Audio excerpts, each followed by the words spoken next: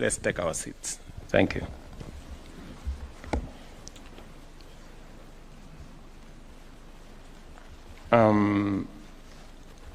Your Excellencies, distinguished guests, ladies and gentlemen, I am honored to join you for this official launch of Shirika Plan. This historic event marks a transformative step in Kenya's long history and along the path of humanitarian leadership. And as we advance our capacity to deliver effective, responsive, and durable solutions to give relief and protect the dignity of refugees and asylum seekers. Kenya is a generous and hospitable society.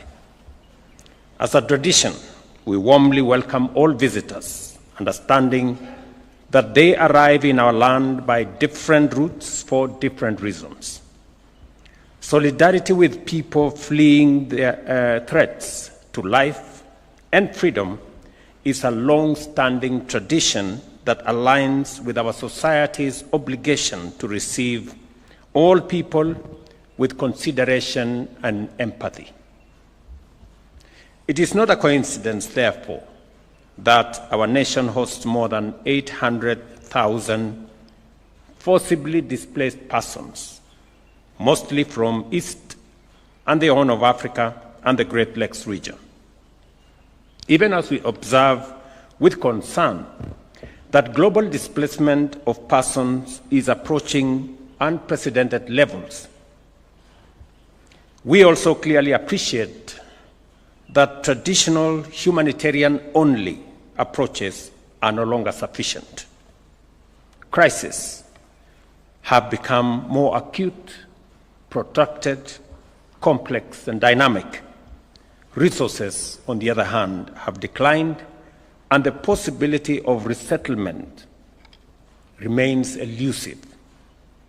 Under these challenging conditions, we must adopt a development-oriented model anchored in sustainability, inclusion, and resilience in order to continue to uphold the safety and dignity of displaced persons and to make them in some way to feel at home.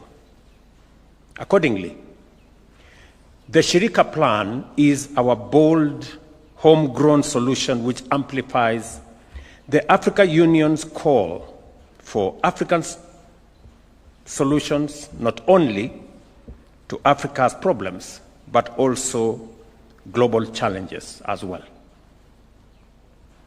As was said here ably by the Minister and by the Deputy President, we can confidently say this is a Kenyan invention.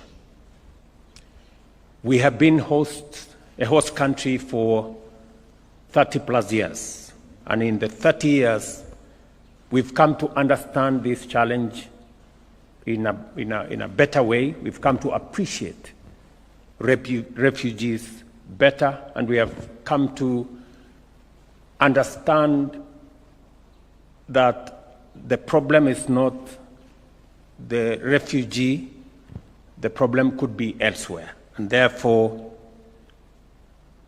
this became acutely clear to me in 2016, I think, when I went to Kakuma for a development tour, then as Deputy President. And in the process of the meeting, and I was with the Member of Parliament, I think that time, Daniel Nanok. In the process of the meeting, there was a presentation by one of the students from the local school. And in the presentation, this pupil was asking me as Deputy President whether I could facilitate them to be a refugee.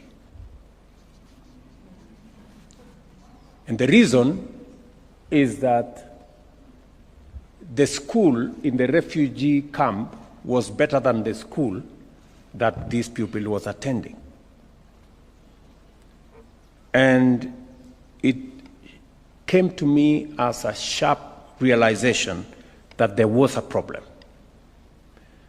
And it is then that we began as government of Kenya to rethink the relationship between refugees and the host communities. Because of the difference in terms of access to health, access to education, access to social services, the stark difference between the host communities and the refugees, there was an emerging tension between the host communities and the refugees. And therefore, it became necessary for us to rethink the way the host communities were relating to the refugees, and the need to harmonize that relationship by harmonizing the conditions that the refugees lived in with the conditions that the host communities were experiencing. And this plan is a response by the government of Kenya on how we can translate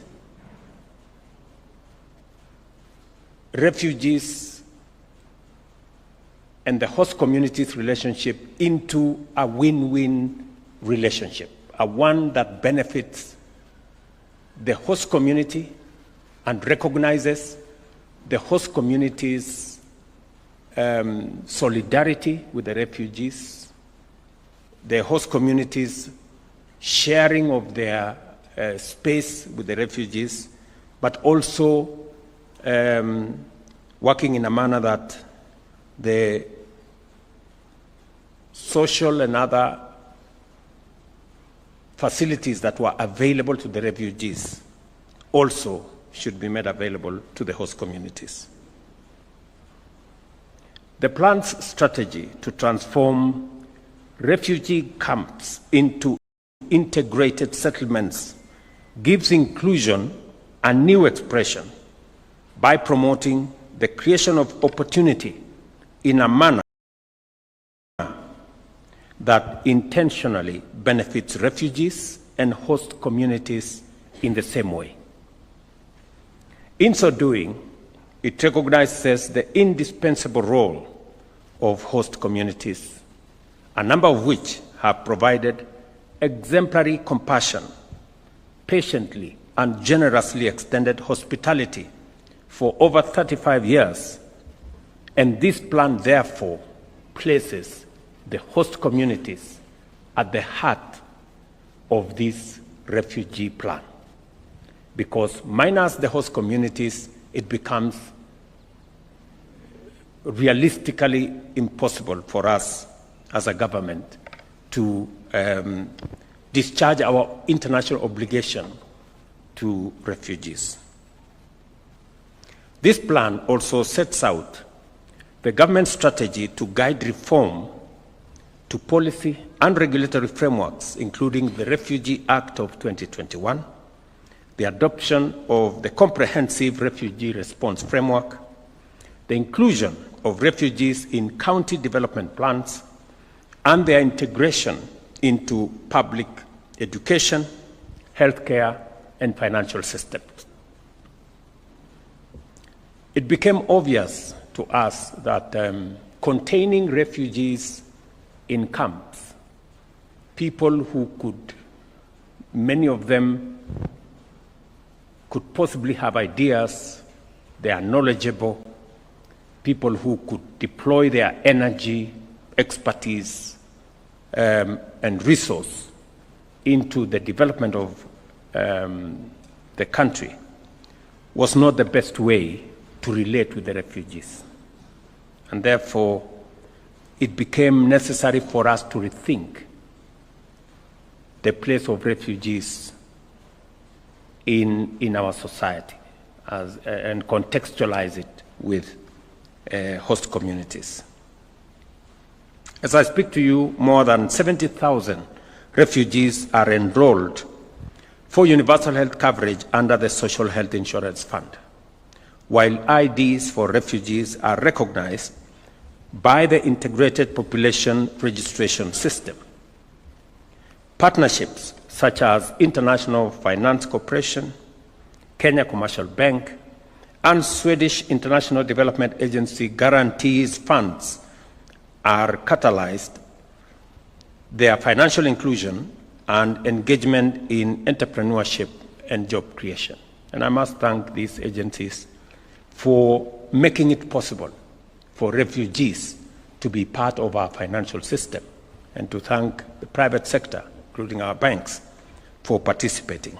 Equally important, there is undeniable progress with respect to key enablers of inclusion, which include the recognition of the refugees' IDs in SIM card registration and banking, the development of refugees' database, which is interoperable with government systems, and strengthening local governance through the elevation of Dadaab and Kakuma Kalolbeye camps as communities into special municipalities.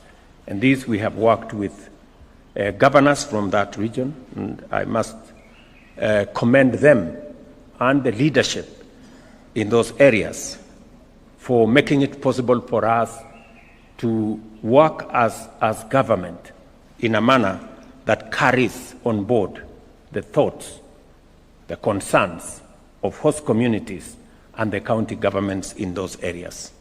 The concerns that have been raised are legitimate because these are concerns that have been experienced over many years. This plan attempts to respond to some of the concerns the communities have been experiencing or have raised over the years.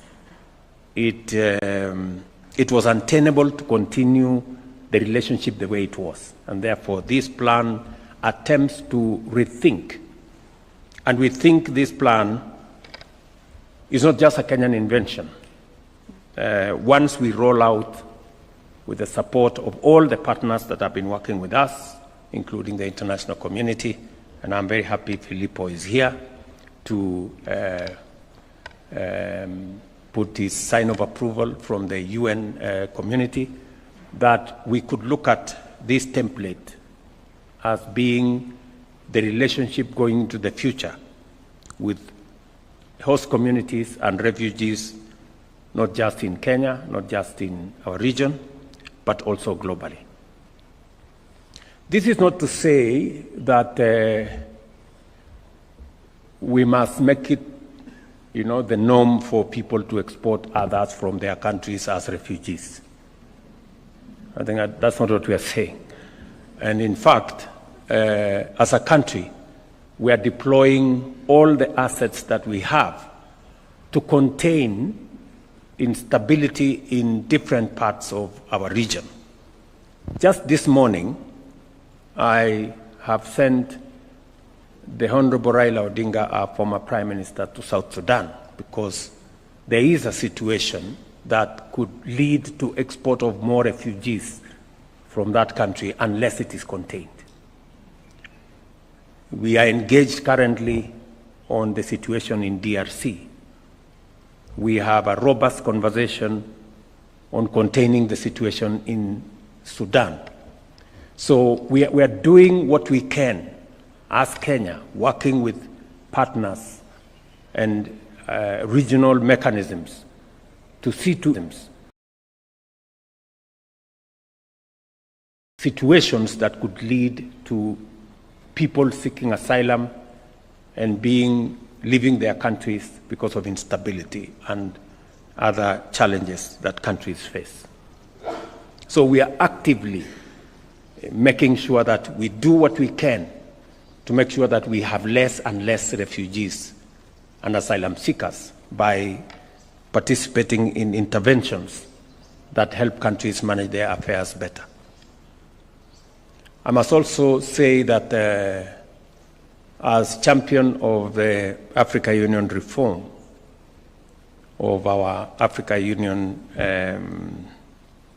family, we are also looking at how we can better stabilize our region, how we can deploy resources in our continent to stabilize this continent, because unless we stabilize this continent, any meaningful activity, any progress is undermined, and we become a place of displaced people and refugees and asylum seekers. And we are currently looking at our peace and security architecture of the Africa Union so that we can find a link and connection to the international community. And I'm very happy that we've already made the first step, that Africa Union peace initiatives will now be funded as agreed by the UN by United Nations assessed contribution, making Africa Union interventions better resourced for us to take better control of interventions in our region, rather than waiting long for some of the UN interventions to come into place. So, apart from thinking about the refugees we have and how we can integrate them into the development of our country, we are also actively working on how to make sure that we reduce on people seeking asylum where we can, and people being exported as refugees.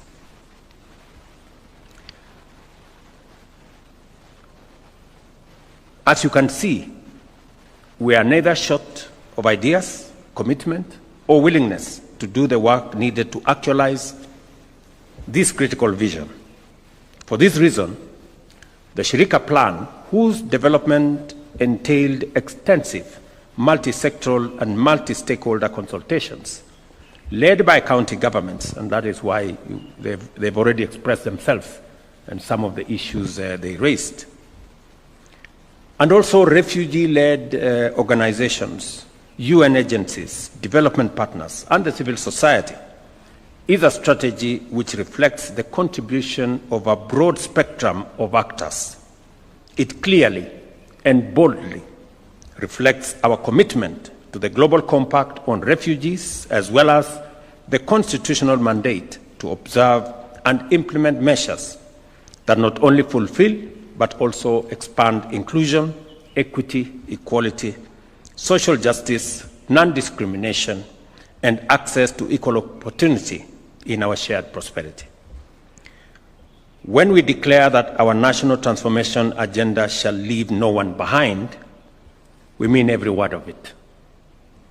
To guarantee the best chance of fully actualizing the promise of Shirika, I call on our partners in development and humanitarian response, international financial institutions, and other organizations to enhance their position and contribution to our partnership in order to renew the way we transform solidarity by investing in sustainable, scalable, and inclusive solutions. I wish to appreciate all our partners because the long journey we have walked together has not been easy. Thank you for your consistency and readiness to do the good work. In a special way, I thank the counties of Turkana and Garissa, through their leadership present here, for their enduring solidarity and pragmatic leadership.